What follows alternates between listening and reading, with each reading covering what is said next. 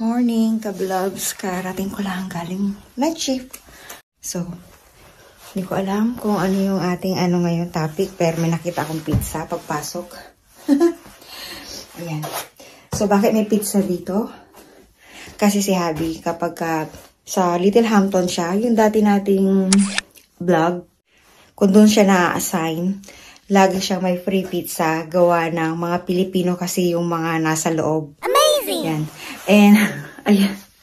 As you can see mga kabilabs, magkaiba yung kulay niya kasi nung nag-tulips farm po tayo, nasunog.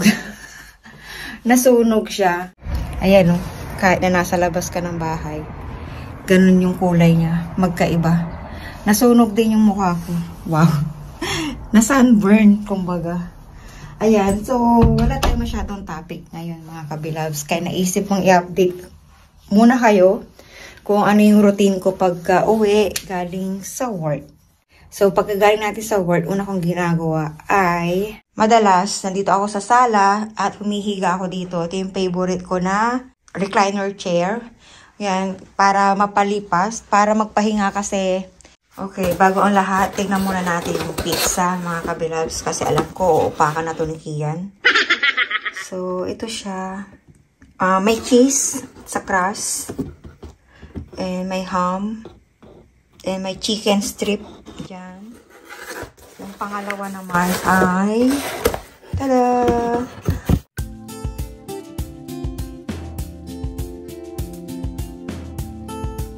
Baka mapanood dito ni Bro Joel at ni Bro Norwin, yung parehong, sila yung kasama ni Habi sa Domino's Pizza. So, thank you sa inyo. Yan, spoiled na kami sa inyo, ha. Thank you so much. So, yan siguro yung magiging breakfast natin and cup of coffee. Yan. So, pagdating mga kabilabs, hindi ako natutulog agad or hindi ako dumiretso sa bed namin. Tada! Yung bed namin makalos. Ayan. So, as you can see mga kabilabs, bumili kami ng kortina na blackout. Diba, bilang panggabi kasi, tulog ako sa araw. So, gusto ko yung feeling na madilim na parang gabi. Kasi this time, itong mga nakarang buwan kasi, nahihirapan na ako matulog. Tumatanda na yata ako. Nahirapan na ako matulog kahit galing akong panggabi. So, bumili kami ng dark blackout curtain.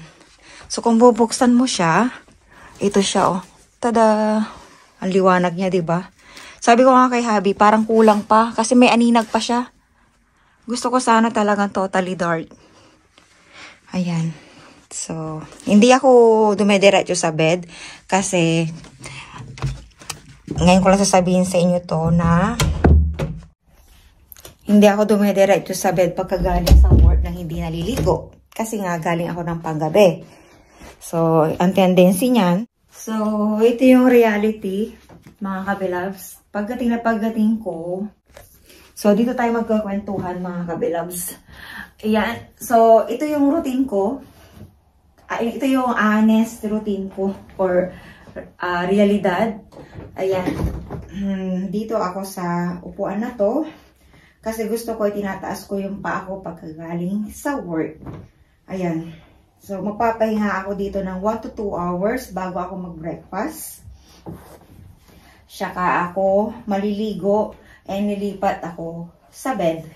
Kasi, hindi ako dumidiretso sa bed pagkagaling sa work. Kasi nga, diba, ang trabaho ng isang caregiver ay naglilinis or napapalit ng diaper. So, most of the time, dumidikit kami sa mga pasyente. So, yung uniform namin, di ba nakita niyo naman yung uniform namin sa mga nakakapanood ng mga dati kong vlogs. Hanggang dito lang siya. So, itong sleeve na to, dumidikit sa mga pasyente. Itong blanket na to, dito lang ito nag-i-stay sa living room. Hindi ko ito dinadala sa bed. Ayan, dito lang siya. And, iba din yung pajama ko pag nasa bed ako. Parang gusto ko kasi pag nasa bed ako, yung malinis na malinis ako 100%. Bagong ligo dapat lagi. Or bagong shower. Yan. Hindi ko naman binabasa yung ulo ko, kundi yung katawan ko lang. Buong katawan. Ayun. So, yun yung routine ko, mga kabilabs. Magpapahinga agad ako dito. Kung hindi ko kayo kausap ngayon, tulog na ako. Yun ang una kong ginagawa kasi hindi ko kayang pagkagaling sa work. Stress kasi yung uwian na. Yun ang nakaka-stress kasi yun yung bukod sa papalitan mo sila ng mga diapers nila, make sure mo na yung bed ay malinis, papakainin ko rin yung, pinapakain namin yung half of our residents, half of them. Halimbawa, meron kami pasyente na 32, yung 16 doon, papakainin namin kami mga night shift. Hindi naman sinusubuan lahat, siguro sinusubuan lang doon ay 20%. And the rest, day shift na ang magpapakain. So, yun yung routine sa work. Ayun, nakaka-stress siya kasi yung trabaho kasi ng paggabi, may 3 rounds yan. Ang unang rounds, alas 9. Ang trabaho kasi ng paggabi, di ba, 8 to 8 kami. 8 p.m. to 8 a.m. Ang unang rounds namin, unang dalaw namin, or unang check namin by room ay mag-i-start siya ng 9. And usually, pag mabilis ka, 1 hour mo lang matatapos lahat yon. And then, susunod na rounds ay 1:30. And third round, yung 5:30. Yung pinaka nakakapagod sa lahat kasi uwian na yun. And dapat malinis yung bed kasi dapat yung walang mark. Yung maabutan dapat yan ang day shift na kapag may mark yan. Mark, halimbawa, umihi sila or pumupo. Yan, kailangan palitan mo yung bed nila. So, yun yung matrabaho sa lahat. Kasi hindi mo naman alam kung kailan mapapaihi ng marami yung mga residents, diba? Kahit na pinapalitan mo naman siya in the middle of the night. Ayun. And then, 5:30 hanggang 6:30 kung mabilis-bilis ka. And kung medyo pinapalad ka na walang masyadong matrabahong mga residents. May mga residents kasi minsan na masamang pakiramdam, sumusuka sila. Yun, most of the time, mahirap lang siya kapag umihi sila ng sobra-sobra at pumupo sila ng sobra-sobra. Yun yung kahirapan nun. And pinaka-late na natatapos kami ay alas 7. By 7:15, magbibigay na kami ng breakfast, kami magpe-prepare. Pero madalas ang breakfast lang naman nila yung mga toast, lalagyan mo lang siya ng jam o marmalade, ang tawag nila dito. May butter din, and then bibigyan mo sila ng tsaa kasi yung mga tao dito, hindi sila mabubuhay ng walang tea. Bibihira lang nagkakape. Ayun, yung iba naman porridge, ang tawag nila sa oatmeal. And yung iba cereal. So, yung mga may capacity pa na mag-request, yun, nakakapag-request sila from time to time. Yung iba, bacon sandwich, yung iba, egg sandwich, pero yung mga niluluto, bawal kasi kayo magluto ng mga carer or caregiver. Ang nagluluto yung mga morning chef namin. Dumadating naman sila ng 7 or minsan 7:30. So, sila na yung nagluluto. And inihahatid lang namin sa mga residents. So, yun. Yung nakakapagod ng mga kabilabs kasi mag-i-start yan ng 5:30, dire-diretso yun hanggang 8. Kasi minsan, kung kailan oras na ng pakain, doon naman nagbabuzzer. Yung may mga residents kasi na makukulit. Ayan, panay ang buzzer. So, di mo naman pwedeng hindi sagutin. May taas kami. May second floor. So, ang sakit talaga sa paa. Ayun. Nakakapagod. Kaya, hindi ko kaya minsan iniisip ko pagdating ko magluluto sana ako. Hindi ko na kaya mag-prepare ng breakfast. Minsan, good thing naman at yung anak ko kasi hindi naman siya mapaghanap na si Kian kasi 17 years old na. So, nabuhay na siya natuto na siya na mag-prepare ng breakfast niya. Madalas, nauutusan na namin. Siya na yung nagluluto para sa mami niya. Ayun, mabait na bata naman. So, mamaya siguro, magpapainit ako. Utusan ko siya na magpapainit ng pizza siya kape. Ayun. Madalas ang breakfast ko, ano lang, mga toast lang din. Something na light lang. Ayun. Tapos, maliligo and then pupunta na sa bed. Gigising ng lunch para kumain. Minsan si Habi yung nagluluto or madalas pala siya yung nakatoka na magluto. Yan. Nakapagluto lang ako kapag ka-day off ko.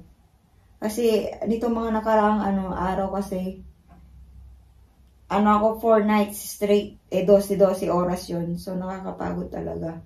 Kaya naisipan ko na i-update ko kayo kasi yung Edinburgh na last, yung baka final na yun, final season na, yun yung ilalabas sana natin kaso medyo matrabaho siya. Marami siyang subtitle. So, ito munang ilalabas natin today. Today is Friday and 19 of April. Chika-chika muna tayo and ito ay raw vlog. Wala sa plano. I-update ko lang kayo kung ano yung update sa bahay. Update sa work. Pagkagaling sa work. Yan. Ano pa ba? Ikwento ko. Meron nag-request sa inyo na gawaan ko ng vlog, yung bagong batas. Kasi diba, may nag-comment sa inyo mga kabilags na gawaan ko ng vlog, yung bagong law ngayon. Kasi implemented na kasi siya eh. Kung nabalikan nyo yung dati nating mga vlogs, kung updated po kayo, ay merong bago kasing law dito na bawal nang dalhin. Hindi naman bawal, pero mahirap nang dalhin yung family kasi meron silang isinet na dapat ganito yung sahod mo bago mo kuhanin yung mga dependents mo or dependents. So, pinag-aaralan ko pa siyang maigi kasi hindi biro-biro pag gumawa ka ng ganung topic. Medyo matagal. Medyo matagal kasi busy din sa work mga kabilabs and busy din dito sa bahay. Hindi rin biro. Gumawa ng vlog. Ayun. Talagang kailangan mo talaga ng oras. Pagtuunan mo ng oras. Okay. So, that's it mga kabilabs. I-edit ko na agad to. Para mailabas na.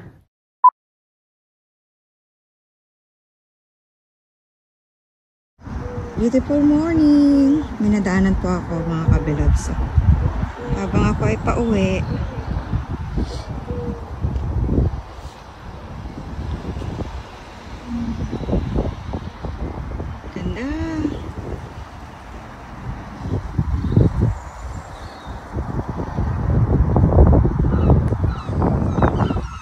Ganyan lang siya. Ayan. Ganyan lang.